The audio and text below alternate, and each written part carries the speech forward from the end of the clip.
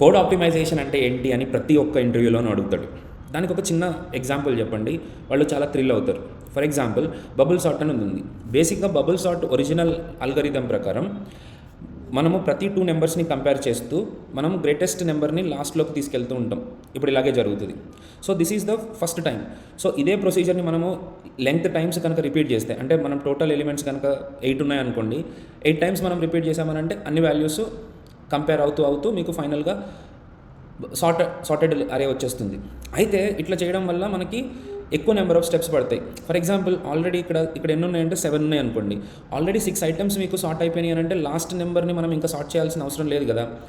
So అక్కడ మనం కొన్ని స్టెప్స్ రెడ్యూస్ చేసుకోవచ్చు. అంటే we can number of iterations మనం ఎన్ని చేయాలి అని అంటే టోటల్ లెంగ్త్ కనుక 7 ఉంటే ఇటరేషన్స్ అనేవి మనము 6 చేస్తే సరిపోతుంది.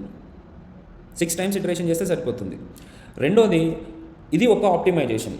రెండోది ఏంటి అని అంటే మనకి ఆల్రెడీ సార్టెడ్ అయిపోయిన అంటే గ్రేటెస్ట్ ఎలిమెంట్స్ అన్ని లాస్ట్లోకి వచ్చి పడిపోతాయి కాబట్టి ఫస్ట్ ఇటరేషన్ అయిపోయిన తర్వాత మళ్ళీ ఆ లాస్ట్ నెంబర్ని మళ్ళీ మనం కంపేర్ చేయాల్సిన పని లేదు. దానికి ముందు వరకు ఉన్నవి కంపేర్ చేసుకుంటే సరిపోతుంది. అలాగా మనం నెంబర్ ఆఫ్ ఇటరేషన్స్ తగ్గించుకోవచ్చు. దానికోసం ఆల్రెడీ చాలా వెబ్సైట్స్లో లాజిక్ అలాగే రాస్తారు. బట్ మీరు నేర్చుకునేటప్పుడు ఈ ఫ్లోలో నేర్చుకుంటే ఎందుకు రాస్తున్నాం అనే మీనింగ్ మనకు అర్థమవుతుంది. సో నేను డిఫాల్ట్గా రాసిన ఎగ్జాంపుల్లో ఈ రకంగా రాసాం మనం. సో ఇప్పుడు నేను ఇలా రాశాను అనుకోండి, దీన్ని ఎగ్జిక్యూట్ చేసుకుంటే మనకి total number of steps find out చేయాలి అని అంటే మీరు ఒక పని చేయండి, కౌంట్ని తీసుకోండి. కౌంట్ని తీసుకుంటే 56 అని వచ్చింది. ఇప్పుడు ఇక్కడ కూడా j = 0, j <= AR.length-2 అని ఇచ్చారనుకోండి. ఇప్పుడు నెంబర్ ఆఫ్ ఇటరేషన్స్ 49 వచ్చినాయి, బట్ స్టిల్ మన అరే సార్ట్ అయ్యే వస్తుంది. అదే ఇప్పుడు ఇంకా నేను -j అని కూడా పెట్టాను అనుకోండి, నెంబర్ ఆఫ్ ఇటరేషన్స్ డ్రాస్టికల్గా 28కి పడిపోయినాయి. So just try to understand how valuable this optimisation is. ఇలాగ నెంబర్ ఆఫ్ స్టెప్స్ని తగ్గించడాన్ని ఆప్టిమైజేషన్ అంటారు.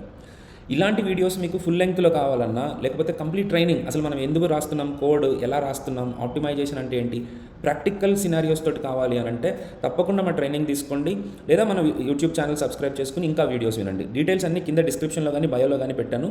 తప్పకుండా లైక్ చేసి సబ్స్క్రైబ్ చేసి మీరు మాకు కాంటాక్ట్ అవ్వండి, కమెంట్ చేయండి.